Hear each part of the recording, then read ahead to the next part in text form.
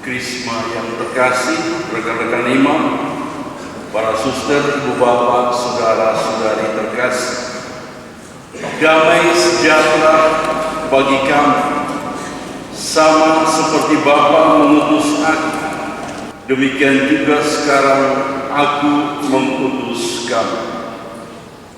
Inilah kata-kata Yesus sekaligus penyerahan hatinya yang mengagumkan ketika ia menampakkan diri kepada para murid yang dilanda ketakutan luar biasa karena mereka kehilangan sosok dirinya yang penuh kekuasaan dan keajaiban. Damai sejahtera menjadi berkat yang masuk ke dalam hati para murid dan memancar keluar bagi keselamatan orang banyak yang masih dilanda kegelapan dosa dan kekhawatiran manusia.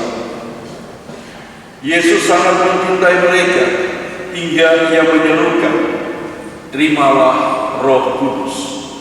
Dengan seruan ini, Yesus menunjukkan kasih-Nya yang lebih kuat lagi, betapa ia tidak menelantarkan murid-murid, tetapi memberikan Roh Kudus sebagai penghibur dan pembimbing untuk senantiasa menyadarkan setiap firman yang keluar dari mulut Yesus sendiri.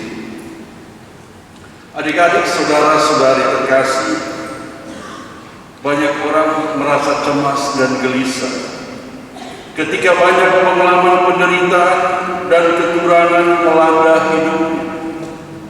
Ketika bencana alam terjadi beruntun pada waktu lalu, orang merasa terancam dan menjadi gelisah.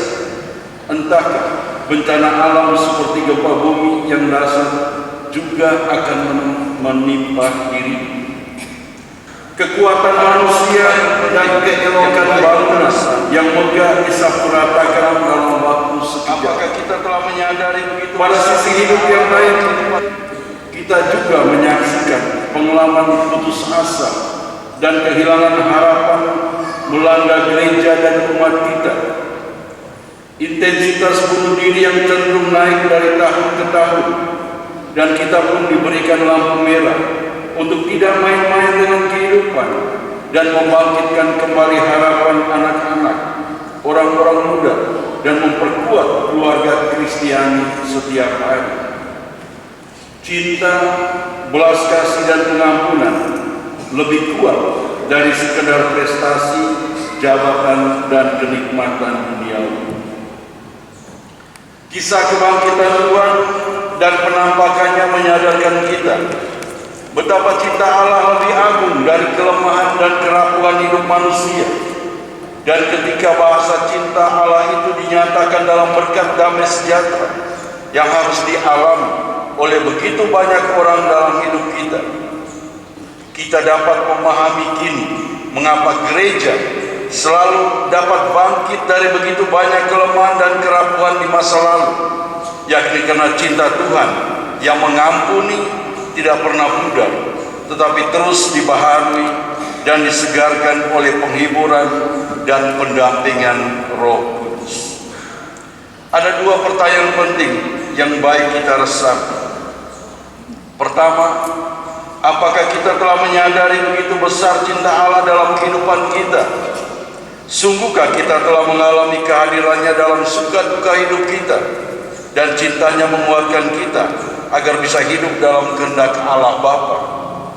Kedua, percayakah kita pada Roh Kudus sebagai Roh Allah yang membimbing dan meneguhkan kita dalam seluruh perjalanan iman kita, terutama ketika kita dituntut untuk menjadi saksi kebangkitan Yesus Kristus? Ada tiga hal penting yang bisa kita hayati dalam ziarah iman kita melalui penerimaan sakramen Krisma pada hari ini. Pertama, membuka hati kita dan diri kita pada pencurahan Roh Kudus sebagai roh yang menerangi dan menyucikan kita sekalian. Kita seringkali menutup diri dan berkat dari rahmat Tuhan dan tidak mau masuk dalam pertobatan dan pembaharuan diri. Sakramen Krisma hanya bisa berdaya ampuh bila kita membuka diri kita untuk diterangi dan disucikan. Kedua, iman harus bisa merubah dan membaharui kehidupan umat beriman. Banyak dari antara kita terjebak untuk menjadikan agama sebagai jembatan untuk sekedar diakui oleh orang banyak, bisa mengurus surat permandian atau surat perkawinan, dan kita lupa untuk menjadikan iman sebagai inspirasi untuk terus berbuah dan berubah. Yang terakhir, ketiga, keluarga dan sekolah menjadi tempat yang tampan untuk terus mengembangkan kehidupan iman Kristiani yang baik melalui kebiasaan doa bersama, makan bersama, dan saling mencintai atau mengampuni dalam keluarga kita. Sekolah kita pun harus bisa menemukan nilai kepribadian yang positif. Roh Kudus harus bisa menerangi iman kita.